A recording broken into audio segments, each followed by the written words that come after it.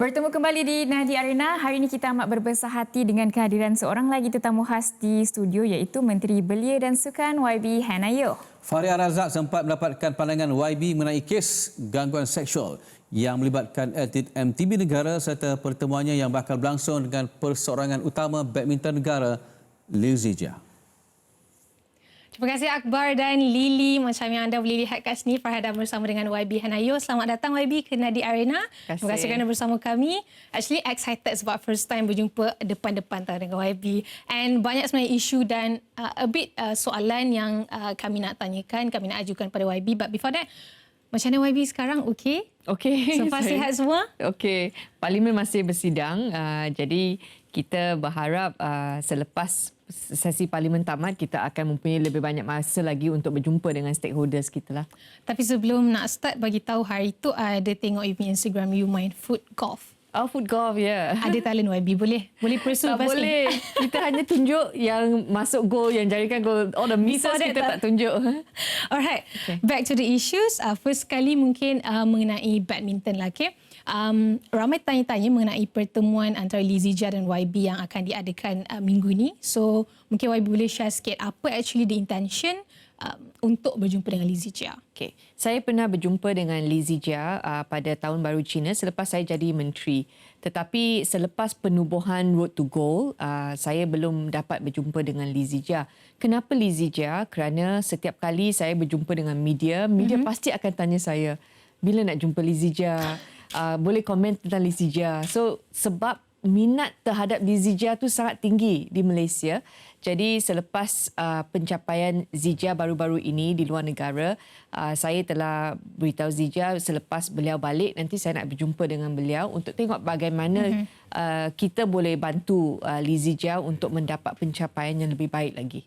Okey YB, mungkin ramai juga yang mengatakan selepas prestasi yang agak tak berapa nak baik yang ditunjukkan Liu Zijia, mungkin adakah hasrat YB untuk tarik Liu Zijia masuk semula ke BAM ataupun macam mana YB? Okey, sebenarnya rumor yang keluar mengenai Liu Zijia mungkin balik ke BAM adalah kerana pada selepas beliau pulang, saya rasa ada satu Insta story yang di-upload oleh Tan Sri Noza. Tan Sri Noza terserempak dengan Liu Zijia semasa makan di Segambut. Dan saya juga ahli parlimen mereka. So Tan Sri Noza ada maklumkan kepada saya, dia terjumpa dengan Liu Zijia. Dan dalam Insta story itu ramai yang kata, mungkin Tan Sri Noza akan jemput Liu Zijia balik ke BAM. Semula. Kemudian ada respon daripada BAM yang unknown source kan, not quoted. So media mula tulis mengenai perkara ini. Jadi setakat ini memang hanya rumor saja bahawa mungkin. Tetapi saya akan jumpa beliau dulu untuk dengar dan kita akan dengar pandangan semua pihak. Tetapi untuk professional player seperti Liu Zijia, semua ada sponsor masing-masing. Dan oleh sebab itu jawatan kuasa Road to Go ini sangat penting untuk kita wujudkan satu platform di mana tidak kira melalui Persatuan Sukan Kebangsaan ataupun independent players, bagaimana kita boleh bersama untuk bantu Malaysia memenangi pingat di Sukan Olimpik. So saya berharap dalam perjumpaan, saya tidak akan pergi sendiri untuk jumpa Zijia. Saya akan bawa koordinator Road to Go, Stuart Ramalingam, untuk bersama saya untuk berjumpa dengan Liu Zijia untuk dengar pandangan beliau mengenai Road to Go. Tapi kalau ditanya perspektif YB sendiri, adakah orang kata Road to Go punya program ni, kalau dibandingkan dengan ialah professional players, sekarang ada Road to Go punya program, boleh ke BAM untuk orang kata training bersama kan. Tapi untuk Liu Zijia sendiri, prestasi yang semakin orang harapkan lebih baik. So mungkin selepas ini dengan BAM akan kembali semula seperti sebelum ni. Dia ada banyak pandangan. Dalam social media, setiap kali Zijia menang, orang akan puji. Bila Zijia kalah, mereka akan kata balik BAM. Yeah. So, dalam sukan mesti ada menang ataupun kalah. Tapi saya faham sentimen dekat luar sana. Mereka menaruh harapan sangat besar terhadap Liu Zijia. Dan semua nak Liu Zijia menang. Sebab badminton level tu semakin besar, semakin tinggi kan. Okay. So, ada ramai peminat juga penjawat awam yang tag saya kata, bila YB jumpa Liu Zijia, nanti bawa saya sekali. Saya pun nak beritahu Zijia Zija.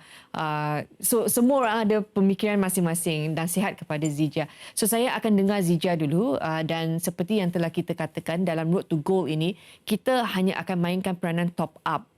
Infrastruktur sedia ada untuk setiap atlet. Bermaksud satu atlet akan ada keperluan yang berbeza daripada atlet yang kedua, ataupun atlet bicycle akan ada keperluan yang berbeza daripada atlet badminton. Yeah. So kita kena dengar apa masalah mereka dulu sekarang dan bagaimana jawatankuasa ini boleh mainkan peranan untuk bantu mengurangkan ataupun untuk kita remove roadblocks sedia ada. Okey YB, yang ni kita nak tanya mengenai overall lah atlet-atlet ataupun sukan-sukan yang YB ambil tahu kan. Sememangnya memang kita tahu yang YB cukup perhatian dengan semua atlet kebangsaan. Kalau YB ada time memang YB akan tengok mana sukan yang diperlukan. Tapi apakah thought proses YB dalam orang kata mengutamakan atlet mana yang perlu diberi kelebihan dulu? Ataupun sukan mana yang YB rasa patut pergi dulu? Okey, kita tak ada keutamaan di mana keutamaan pertama adalah sukan A, sukan B, sukan C, sukan D. Kita tak ada macam itu. Cuma kita nak tengok siapa yang akan mempunyai peluang yang lebih besar untuk menangkan pingat emas untuk kita. Tapi dalam Road to Goal ini, dia bukan untuk Paris sahaja, dia ada 2 cycle untuk Los Angeles juga. Jadi bermaksud atlet yang akan kita kumpulkan, kita akan review secara berkala untuk tengok ranking mereka dan selepas qualifying round untuk pastikan yang berpeluang itu kita akan top up untuk pastikan dia berjaya. Jadi mungkin pada masa ini seorang pelapis mungkin dia belum ada peluang untuk Paris, tapi dalam Los Angeles nanti beliau ada peluang. So kita akan tengok pencapaian SEA Games, Asia Games untuk kita putuskan bersama dan melalui qualifying round semua, kita akan pastikan yang berpeluang itu akan dapat sokongan tambahan daripada kita. Alright. Adakah benar 7 pemain badminton yang akan ke Road to Goal tu? And bila pengumuman senarai atlet akan dibuat? Okey. Berdasarkan badminton punya sukan lah. Okey, buat masa ini Road to Goal akan bermesyuarat pada minggu ini. Mesyuarat pertama selepas sidang media, tetapi perjalanan awal telah dilakukan oleh koordinator kita Stuart dan minggu ini akan dibentangkan kepada kita findings beliau. Tetapi untuk dalam Road to Goal ini kita juga ada atlet yang kita masukkan untuk bekerja dengan kita kan, bersama kita untuk buat keputusan. Datuk Menawan, Datuk Nico David, Datuk Lee Chong Wei. Dan hasrat atlet adalah untuk kita jangan umum dulu nama-nama atlet untuk pastikan semua atlet tu rasa ada peluang untuk bersama Road to Goal. Dan itu adalah hasrat atlet. Dan itu adalah sebab kenapa kita nak bawa atlet untuk masuk dalam jawatankuasa supaya kita dalam pengumuman, dalam keputusan Road to Goal, kita tahu ini adalah fahaman atlet, ini adalah hasrat golongan atlet. So suara atlet itu diwakili oleh 3 orang ini dan kita akan dengar nasihat mereka juga. So saya hanya boleh tahu selepas mesyuarat pertama kita. Okey, soalan ni mungkin akan lari sikit daripada Road to Goal YB sebab ni berkenaan sukan-sukan lain lah kan. Yang ni mungkin tak semua sukan yang ada peluang nak dapat masuk dalam MSN, nak ada dalam program.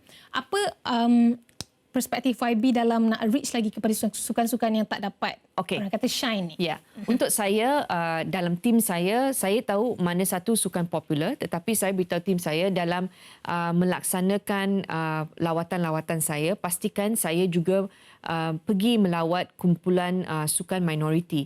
Okey, jadi dalam beberapa minggu ini saya juga telah pergi tengok fin swimming, saya pergi tengok underwater hockey, cricket, banyak lagi sukan seperti sukan tradisi memanah untuk pastikan suara mereka juga saya dengar dan saya bawa balik ke Putrajaya.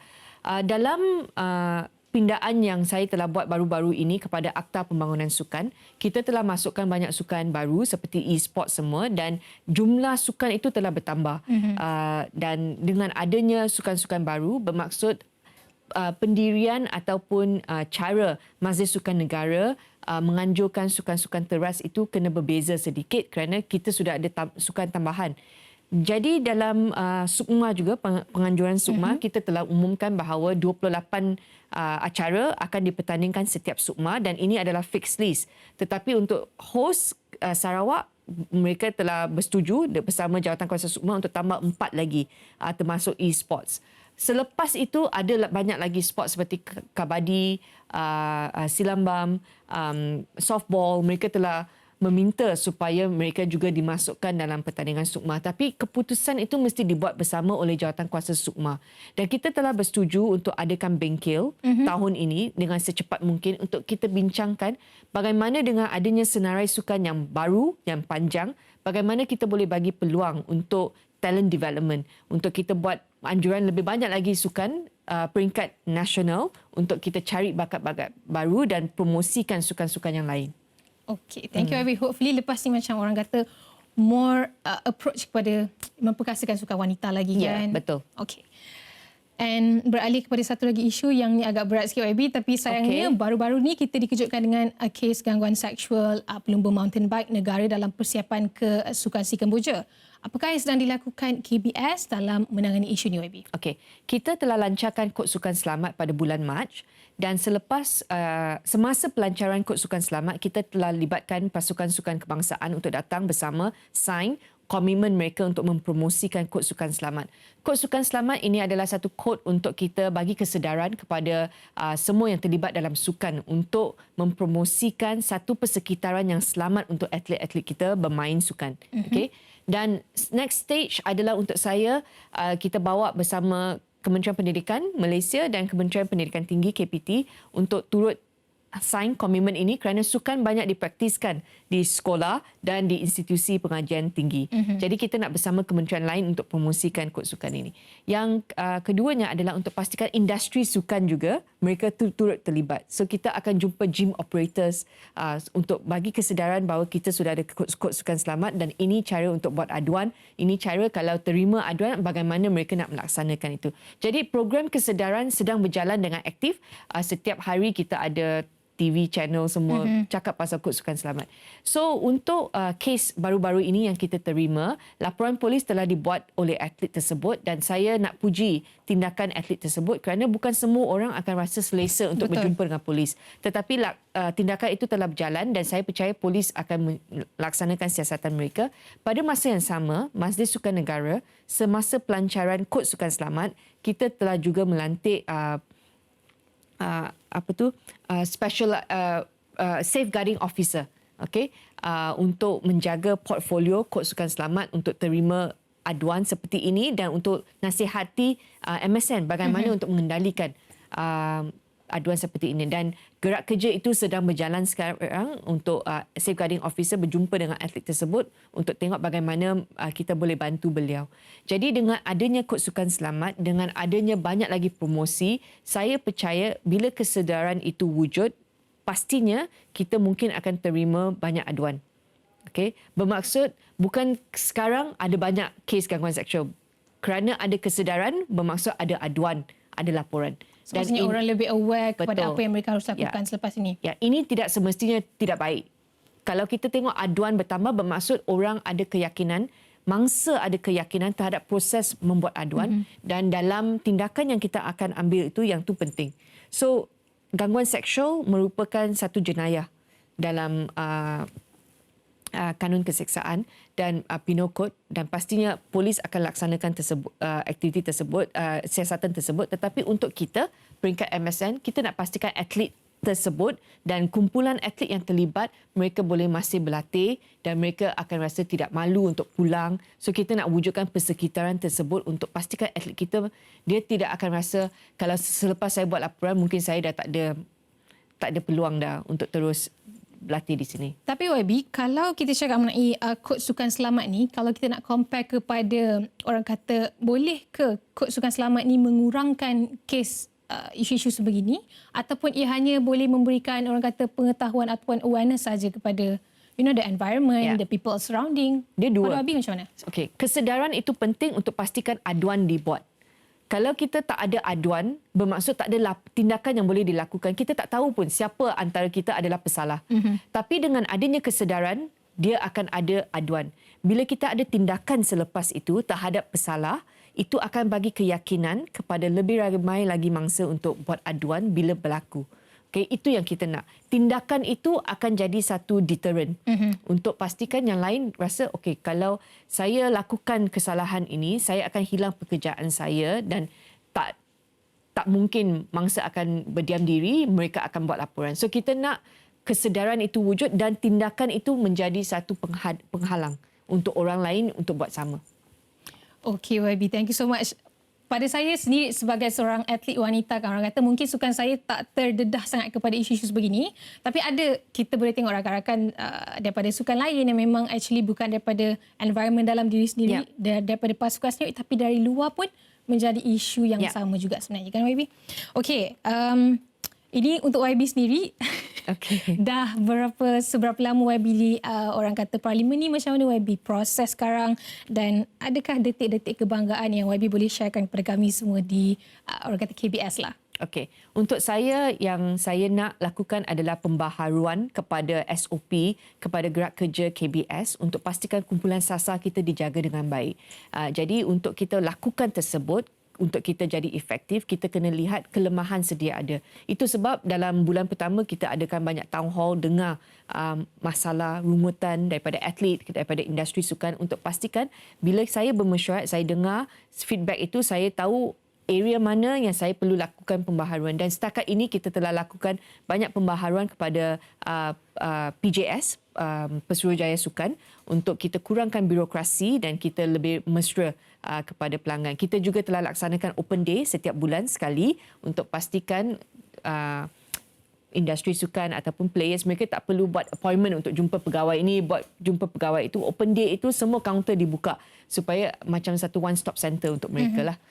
Dan ini setakat ini yang telah kita laksanakan. Dalam minggu ini juga kita akan ada banyak lagi sidang media untuk announce pembaharuan yang akan kita lakukan. Alright, thank you so much YB for the time untuk berada dengan kami sini di Nadi Arena.